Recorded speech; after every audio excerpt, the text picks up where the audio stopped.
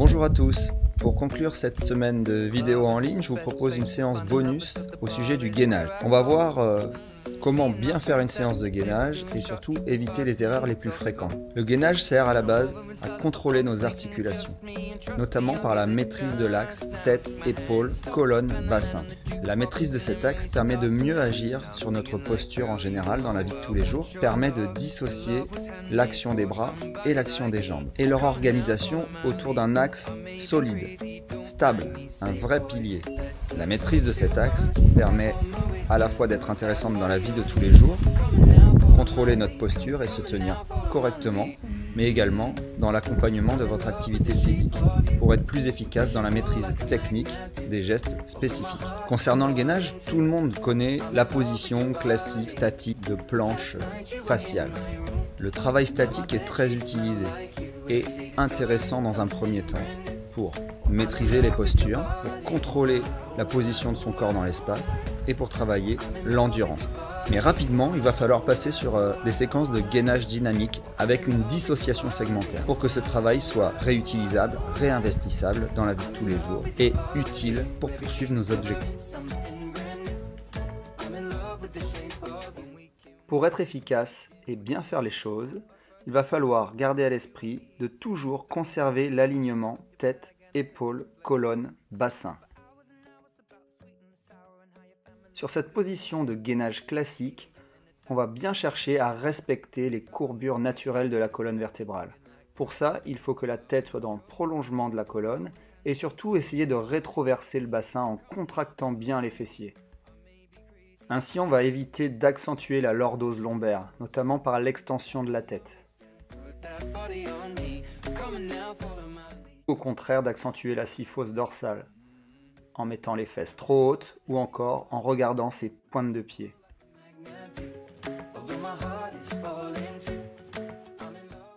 Enfin, il faut également éviter de creuser le dos en descendant le bassin trop bas, sous la ligne épaule-talon. En gainage costal, on va respecter le même principe, un alignement parfait, tête, épaules, colonne, bassin.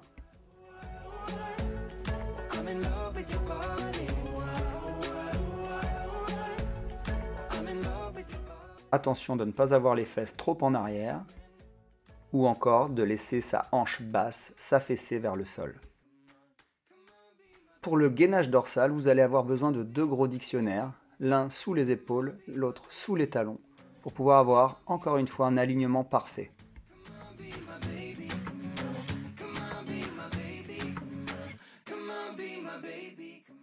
Ici, il faut absolument éviter de redresser le regard vers ses pieds, ce qui entraînerait la descente du bassin vers le sol. Lorsque ces postures sont maîtrisées, on peut rapidement évoluer vers du gainage dynamique. Dans un premier niveau, on va d'abord mobiliser les bras, en essayant de conserver l'alignement.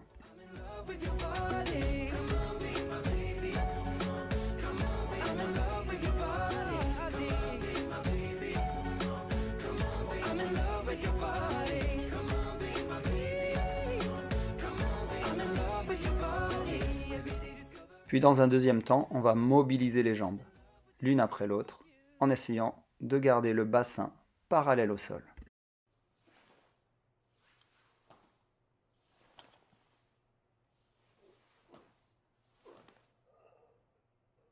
Et enfin, pour augmenter la difficulté, on va mobiliser un bras plus la jambe opposée dans le même temps et synchroniser l'action des bras et des jambes.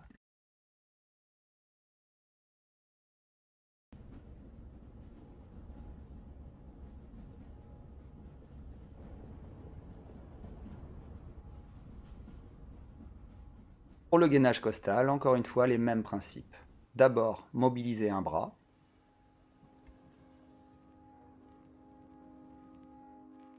I found a love for me.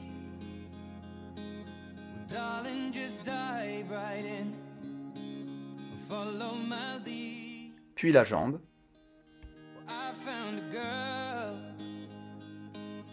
beautiful and sweet. Well, et enfin, synchroniser l'action des bras et des jambes. kids when we fell in love, not knowing what it was. Pour le gainage dorsal, on va reproduire la même progression. D'abord les bras, l'un après l'autre.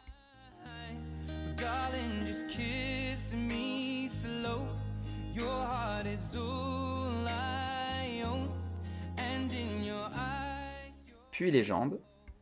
in mine. Baby, I'm dancing in the dark with you between my arms, barefoot on the grass. Puis synchroniser, un bras plus la jambe opposée.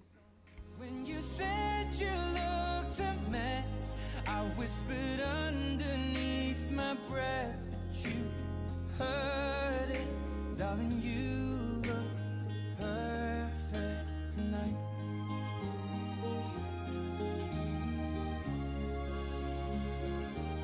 Well, I found a woman.